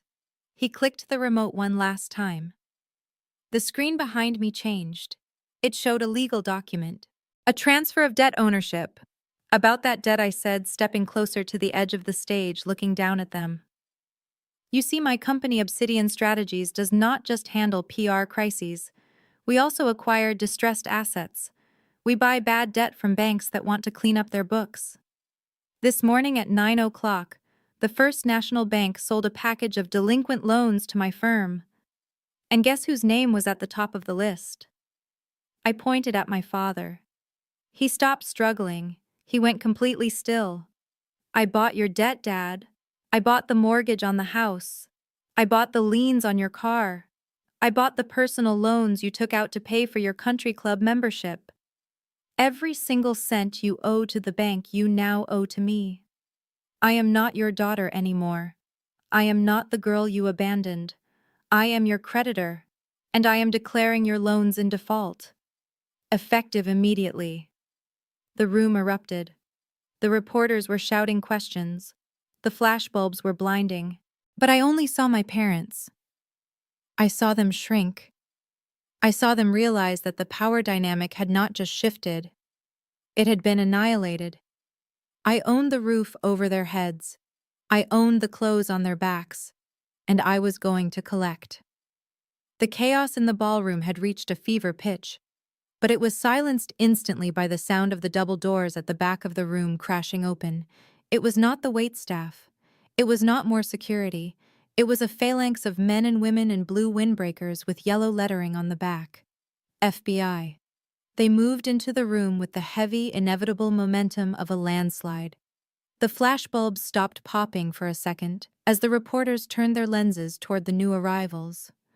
I watched from the stage as they marched down the center aisle, pushing past the tables of stunned socialites and trembling deacons. They were not looking at me. They were looking at the man cowering at my feet. Bernard Vance, a voice boomed out. It was the lead agent, a tall woman with a face made of granite. She held up a badge that caught the stage lights. "We have a federal warrant for your arrest." My father scrambled backward, knocking over a chair. He looked at the agents, and then he looked at the church elders sitting in the front row. He tried to straighten his jacket. He tried to summon the ghost of his dignity. "This is a mistake," he stammered, his voice squeaking with terror. "Do you know who I am? I am a deacon. I am a respected businessman.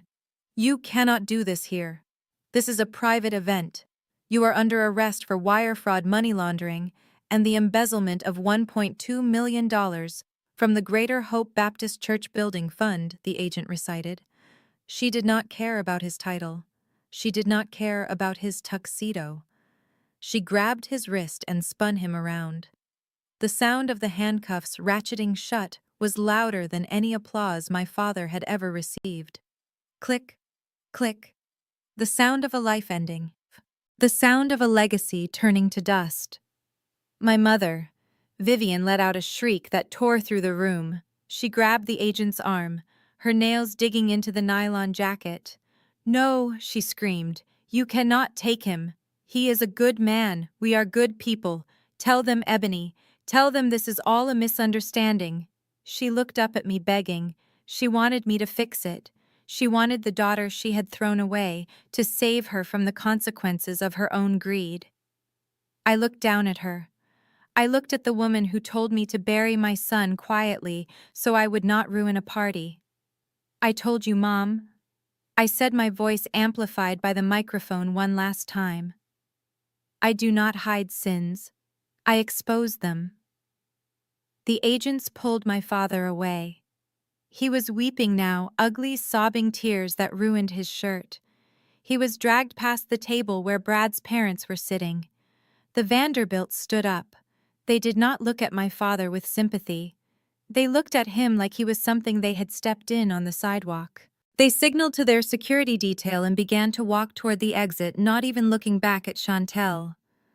I watched my father disappear through the doors flanked by federal agents. The cameras followed him, hungry for the shot of the year. The king of black excellence in cuffs. The fraud exposed. The monster revealed. I stood alone on the stage, surrounded by the ruins of my family, and I felt the first true breath of air enter my lungs in 7 years. It was clean, it was cold, and it tasted like victory. I walked out of the ballroom and stood on the mezzanine balcony looking down into the grand lobby of the hotel. The air was cold. The party was over. Below me, the final act of my sister's tragedy was playing out in real time. Brad was storming toward the revolving doors, his pace furious and fast. He was flanked by his parents, who looked like they had just swallowed vinegar. Chantel was running after them. The gold sequins on her cheap dress were flashing under the chandelier lights, making her look like a desperate disco ball rolling through the foyer. She was stumbling in her heels, reaching out for him, trying to grab the sleeve of his tuxedo. "Brad, wait!" she screamed, her voice echoing off the marble walls. "Please wait. Let me explain. It is not what you think." Brad spun around so fast that Chantel nearly crashed into him. He did not look at her with love. He did not look at her with pity. He looked at her with the kind of disgust you reserve for a cockroach you found in your salad. He pointed a finger in her face, and the venom in his voice was loud enough for the valets outside to hear. "Do not touch me," he snarled. "Do not you dare touch me. You are a fraud, Chantel. You and your entire family are nothing but frauds." "But Brad—" "I love you," she sobbed, mascara running down her face. "We are married. That has to mean something." "It means nothing," Brad shouted. "I married into what I thought was a respectable family. I married a woman I thought had class. But you are just gutter trash wrapped in expensive packaging. You lied to me. You let me believe your parents were investors. You let me believe you came from money. And all this time you were broke. You were stealing from churches and letting children die just to buy flowers." He looked at his parents, who were watching with stone-cold expressions. They were already calculating the damage to their brand. They were already writing Chantel out of the history books. "You are finished," Brad said, stepping closer to her until she shrank back. "I am filing for divorce tomorrow morning. And do not think you are getting a dime. I will have my lawyers annul this sham so fast your head will spin." Chantel fell to her knees. She actually dropped to the marble floor in the middle of the lobby of the Grand Marquis Hotel. She grabbed his hand, clutching it like a lifeline. "Brad, please," she begged. "I have nowhere to go. They took the house. I have no money. Please do not leave me. I will be better. I will do anything." Brad looked down at her. He looked at his wife on her knees, begging for scraps. He yanked his hand away with such force that she fell forward onto her hands. "Get off me," he spat. "You want a place to stay. Go sleep in the street with your criminal father. If you are not out of my penthouse by the time I get home, I am having security throw you out. I am taking everything, Chantel. The car, the jewelry, the clothes. You came into my life with nothing, and you are leaving with less." He turned his back on her. He walked out the door with his parents, and the heavy glass spun shut behind them. Chantel was left alone on the floor, a pile of gold sequins and shattered dreams. She looked up, and for a second our eyes met across the distance. She saw me standing on the balcony looking down at her. She saw the woman she had called a failure. She saw the sister she had mocked. I did not smile. I did not wave. I just watched. She had wanted to be seen. She had wanted to be the center of attention. Well, she had her wish. Everyone was looking at her, and she had never looked so small.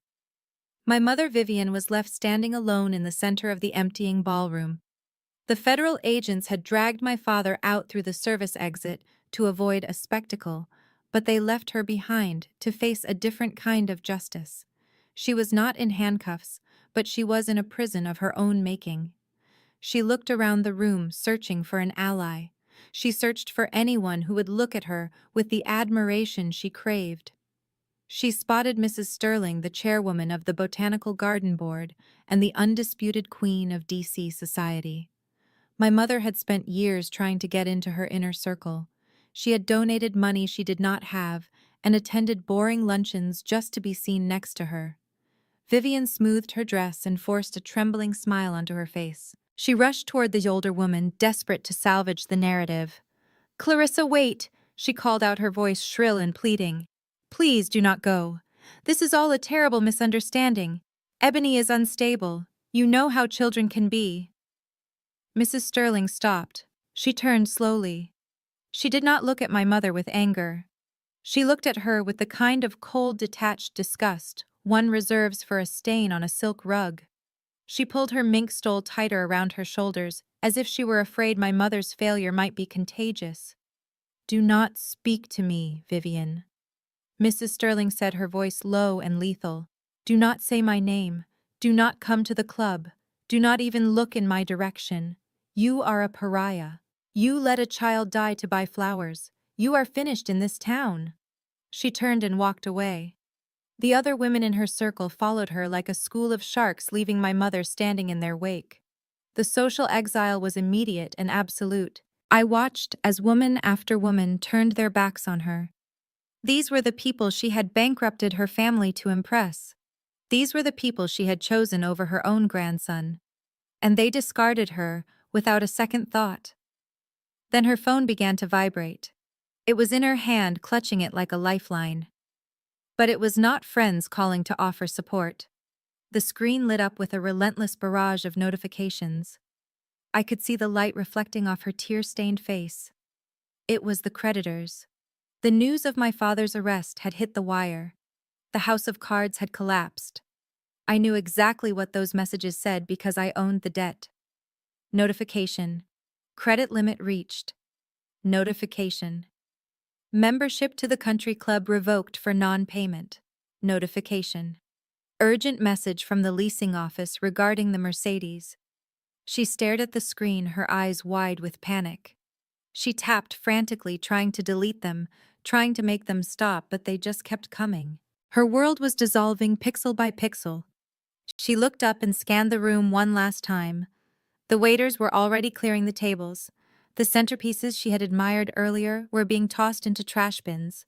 She was standing in a ruin of satin and crystal. Her dress, which she had thought was her armor, now looked like a costume for a play that had been cancelled. One of the straps had slipped off her shoulder. Her hair was coming loose from its pins. She looked old. She looked tired. She looked broke. For the first time in my life, I saw my mother not as a terrifying force of nature, but as a pathetic, lonely woman who had sold her soul for a seat at a table where she was never really welcome. She stood there in the wreckage of her vanity, and she had absolutely nothing left. No husband, no money, no friends, and most importantly, no daughter to blame. She was finally completely and utterly alone. The hotel security finally cleared the gawking guests, leaving the ballroom mostly empty, except for the cleanup crew and the wreckage of the Vance family.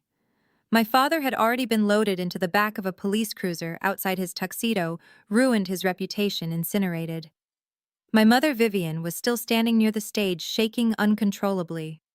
She looked like a statue that had been pushed off its pedestal and shattered on the floor.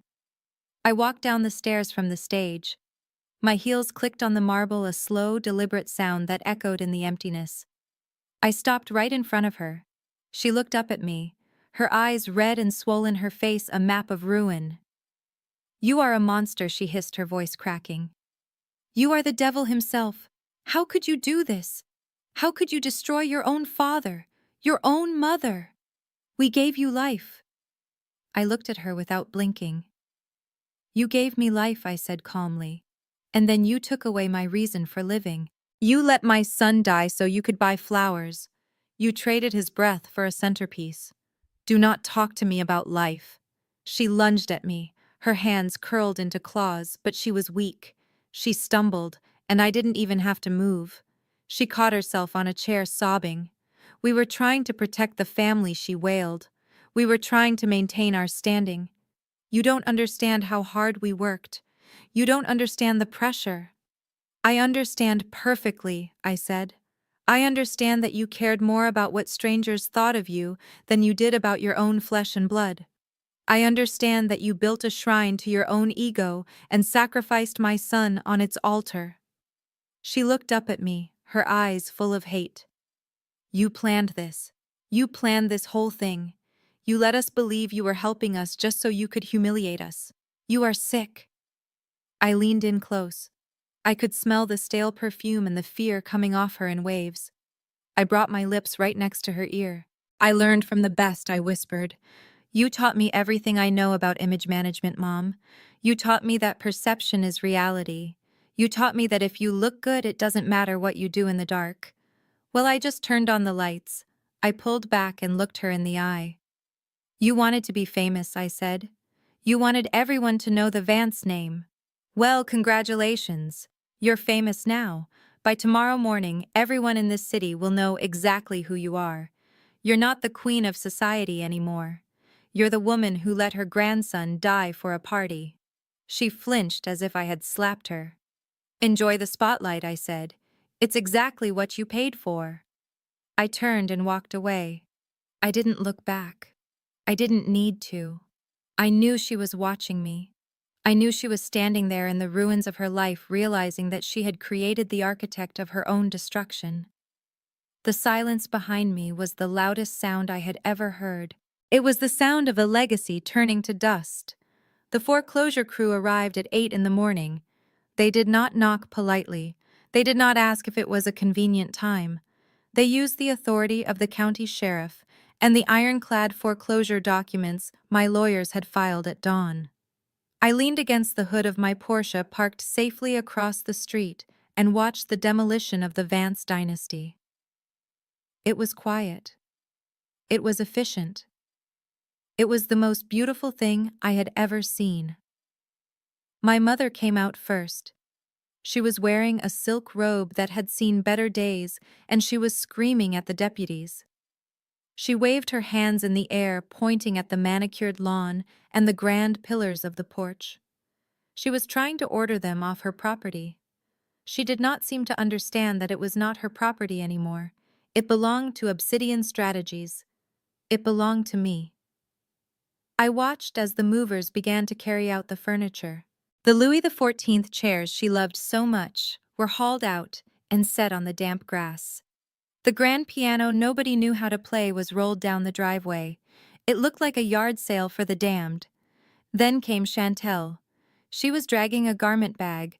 I knew exactly what was inside. It was the custom Vera Wang wedding dress, the $15,000 dress that had cost my son his life. She was crying hysterically, clutching the plastic bag as if it were a life raft. She spotted me across the street. She dropped the bag and ran toward me barefoot on the asphalt. "Ebony! Stop them!" she wailed. "Please stop them! This is our home. Where are we supposed to go?" I took a sip of my coffee. I did not offer her a tissue. I did not offer her a ride. I looked at her with the same detached interest I would show a stranger on the news. "You have plenty of places to go," I said. "You have the homeless shelter downtown. You have the park bench. Or maybe you can go stay with one of those rich friends Mom was so desperate to impress." Oh wait, they blocked her number, didn't they? "You are evil," Chantel spat. "You are enjoying this." I looked past her at the movers dumping a box of my father's golf trophies onto the curb. One of them broke. The gold plastic head of a golfer rolled into the gutter. "I am not enjoying it," I said. "I am balancing the books. You lived in a house paid for with fraud. You ate food bought with stolen money. You wore clothes purchased with the breath of my dying child. This is not cruelty, Chantel. This is math. You spent everything you had, and now the bill is due." My mother walked over then. She looked old. The morning sun was unforgiving on her face without her makeup. She looked at me, and for the first time she did not look at me with arrogance. She looked at me with fear. "We have nothing, Ebony," she whispered. "Your father is in jail." They froze the accounts. "If you take the house, we are on the street." The hell. I opened my car door. I tossed my empty coffee cup into the trash bag the movers had set up. "Then you better start walking," I said. "I hear the weather is going to be nice today." I got into the car and started the engine. I watched in the rearview mirror as the sheriff placed a padlock on the front door. I watched my mother and sister standing on the curb surrounded by piles of expensive junk that no longer meant anything. They looked like refugees from a war they had started. I felt a lightness in my chest. It was the absence of a burden I had carried for 7 years. I did not feel pity. I did not feel sadness. I felt the cool, clean sensation of absolute justice. I put the car in drive and pulled away, leaving them in the rearview mirror where they belonged. 3 nights later, I was sitting on my balcony drinking a glass of wine that cost more than my father's bail bond when my phone rang. It was an unknown number, but I knew who it was. I had been expecting this call. I answered, but I did not say hello. I just listened. "Ebony, please." It was Chantel. Her voice was unrecognizable.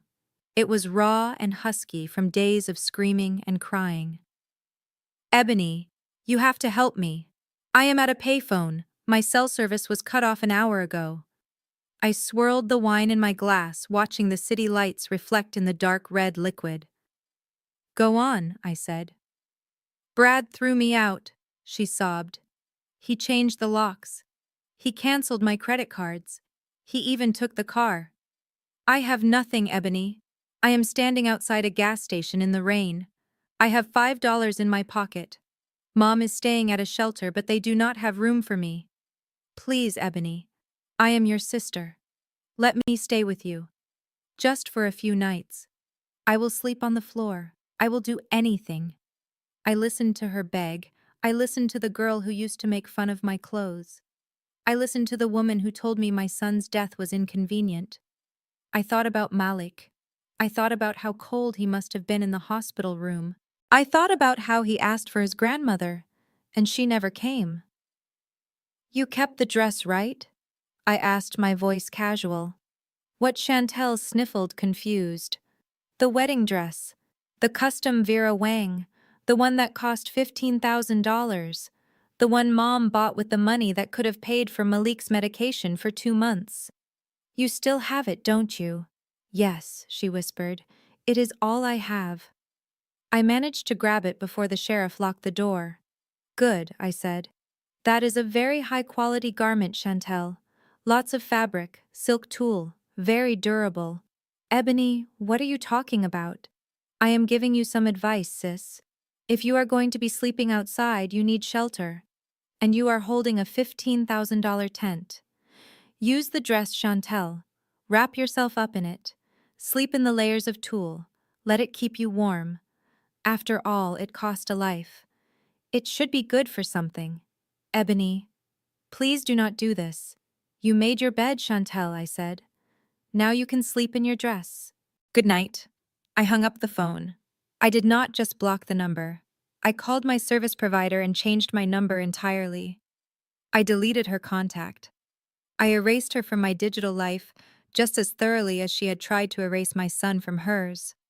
I took a sip of wine. It tasted like closure. The sun was setting over the cemetery when I parked my Porsche at the gate. It was the same cemetery where I had stood in the rain 7 years ago, but today the sky was clear. The mud had dried, the grass was green. I walked to the small plot in the corner. It was well tended now. I had paid for a new headstone years ago, a beautiful piece of black granite with Malik's name carved in gold. I knelt down in the grass. I placed a small object on the stone. It was a toy house, a perfect miniature replica of the Vance family estate. The pillars, the windows, the roof. It was the house my parents had loved more than him. It was the house they had sacrificed him to keep. Hey, baby, I whispered. I brought you something. I traced the letters of his name with my finger. I did it, Malik. I took it all back. I took the money they stole from your future. I took the reputation they bought with your life. I took the house they chose over you. They are gone now, baby. The monsters are gone. I felt a tear slide down my cheek, but it was not a tear of grief. It was a tear of release. For 7 years I had been holding my breath. For 7 years I had been running on rage and adrenaline, but now in the quiet of the cemetery I finally felt peace. They put a price on you, I said, my voice trembling. $95,000. They thought that was what you were worth, but they were wrong. You were priceless. And now they know it. They paid for their mistake with everything they had. I sat there until the sun went down, until the first stars appeared in the sky. I told him about the foundation I was starting in his name. I told him about the children we were going to save. I told him that his death was not in vain. And then I stood up. I wiped my face. I looked at the toy house sitting on the grave. It looked small and insignificant against the vastness of the night sky. Just like my parents. Just like their greed. Sleep well, my love, I said. Mom is okay now. We are okay. I turned and walked back to my car, leaving the toy house behind. It belonged to him now. Just like my heart. Just like my victory. I climbed into the driver's seat of my Porsche 911 and closed the door. The silence inside the cabin was total. It was not the silence of loneliness anymore. It was the silence of peace. I pressed the ignition button, and the engine roared to life, a deep, powerful sound that vibrated through the steering wheel. I pulled out of the cemetery gates, leaving the past buried in the ground where it belonged. As I merged onto the highway, the skyline of Washington, D.C. rose up before me. It was a city of power and secrets, and I owned my corner of it. The sun was beginning to dip below the horizon, painting the sky in shades of bruised purple and gold. Then I saw it. Rising above the evening traffic on a massive digital billboard was a face I did not know but recognized instantly. It was a little girl with a bald head and a smile that lit up the highway. She was ringing a brass bell. Underneath her image in bold white letters it read, "The Ebony Vance Foundation. 5,000 lives saved and counting." I slowed down just for a second to let the image sink in. My parents wanted a legacy of status. They wanted to be remembered for their parties and their clothes and their country club memberships. They wanted a legacy built on sand. I built a legacy on life. Every child saved by that foundation was a victory against their greed. Every dollar spent on treatment was an act of defiance against their cruelty. They refused to pay for one life, so I paid for 5,000. I reached into my bag and pulled out my sunglasses. I slid them onto my face, shielding my eyes from the dying light. I looked in the rearview mirror one last time. There was nothing behind me but road. The monsters were gone. The debt was paid. I shifted gears and pressed the accelerator. The car surged forward, eating up the asphalt. I was not running away anymore. I was driving toward a future that belonged entirely to me. And for the first time in 7 years, the road ahead was wide open. The most profound lesson from this story is that true wealth is measured in character, not status.